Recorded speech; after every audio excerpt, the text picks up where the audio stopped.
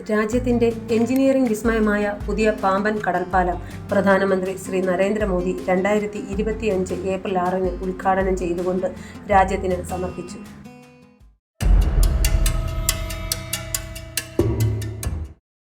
പാമ്പൻ പാലത്തിന്റെ ചരിത്രത്തിന് ഇന്ത്യയിലെ ബ്രിട്ടീഷ് ഭരണത്തിന്റെ സുവർണകാലത്തോളം തന്നെ പഴക്കമുണ്ട്. പാക് കടലിടുക്കിന് കുറുകെ പാലം നിർമ്മിക്കാൻ ബ്രിട്ടീഷുകാർക്ക് പ്രചോദനമായത് ധനുഷ്കോടിയും ശ്രീലങ്കയും തമ്മിലുള്ള ദൂരക്കുറവാണ്. രാമസേതു എന്ന് രാമായണത്തിൽ പരാമർശിക്കുന്നതും ഈ പ്രദേശത്തെയാണ്. രാമസേതുവിനെ ആദംസ് ബ്രിഡ്ജ് എന്നും അറിയപ്പെടുന്നു. രാവണൻ അപഹരിച്ച സീതയെ വീണ്ടെടുക്കാനായി വാനര സൈന്യത്തിന്റെ സഹായത്തോടുകൂടി ശ്രീരാമൻ ലങ്കയിലേക്ക് പോകാനായി നിർമ്മിച്ചതാണ് ഈ പ്രദേശം എന്നാണ് ഐതിഹ്യം. ഇന്ത്യയിൽ നിന്നും ശ്രീലങ്കയിലേക്കുള്ള ചരക്കു ഗതാഗതം സുഗമമാക്കുവാൻ വേണ്ടി ഈ പ്രദേശത്ത് ഒരു കടൽപ്പാലം നിർമ്മിക്കുവാൻ ബ്രിട്ടീഷുകാർ പദ്ധതിയിടുകയും 1914 ഫെബ്രുവരി 24 പാലത്തിന്റെ നിർമ്മാണം പൂർത്തിയാക്കുകയും ചെയ്തു. കപ്പലുകൾക്ക് കടന്നു പോകേണ്ടിയിരുന്നതിനാൽ നടുഭാഗം കപ്പൽ ചാലിന്റെ വീതിയിൽ ഇരുവശങ്ങളിലേക്കുമായി ഉയർത്തി മാറ്റാവുന്ന രീതിയിലാണ് പാലം രൂപകൽപ്പന ചെയ്തത്. അന്നത്തെ സാങ്കേതിക വളർച്ച വെച്ച് നോക്കുമ്പോൾ അത്യാധുനികമായിരുന്നു ഈ ലിഫ്റ്റ് പാലം. ലണ്ടനിൽ നിർമ്മിച്ച് ഭാഗങ്ങൾ ഇവിടെ കൊണ്ടുവന്ന് കൂട്ടിച്ചേർക്കുകയായിരുന്നു.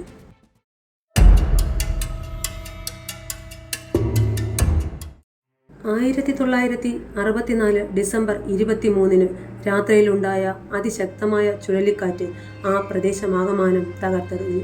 പാലം കടന്ന് രാമേശ്വരത്ത് നിന്ന് ധനുഷ്കോടിയിലേക്ക് പോവുകയായിരുന്ന 653 പാമ്പൻ ധനുഷ്കോടി പാസഞ്ചർ തീവണ്ടി ഉൾപ്പെടെ ട്രെയിനിലുണ്ടായിരുന്ന 115 പേരെയും ആ ചുഴലിക്കാറ്റ് കടലിലേക്ക് കൊണ്ടുപോയി.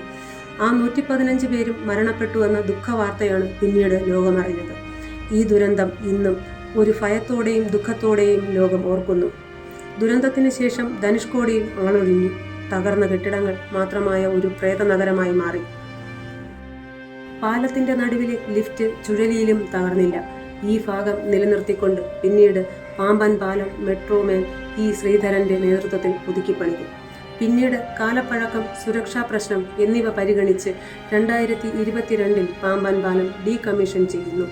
തുടർന്നാണ് പുതിയ പാലം നിർമ്മിക്കുന്നതും 2025 ഏപ്രിൽ 6 ഉദ്ഘാടനം ചെയ്ത് രാജ്യത്തിന് സമർപ്പിക്കുന്നത്.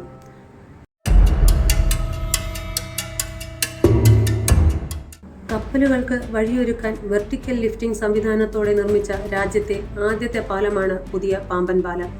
ബോട്ടുകളും കപ്പലുകളും കടന്നു പോകുമ്പോൾ പാലം കുത്തനെ ഉയർത്തുകയും ട്രെയിൻ പോവേണ്ട സമയത്ത് താഴ്ത്തുകയും ചെയ്യാം. 535 കോടി രൂപ ചിലവിൽ 99 തൂണുകളോടുകൂടി നിർമ്മിച്ച പുതിയ പാമ്പൻ പാലത്തിന്റെ നീളം 2.08 കിലോമീറ്റർ ആണ്.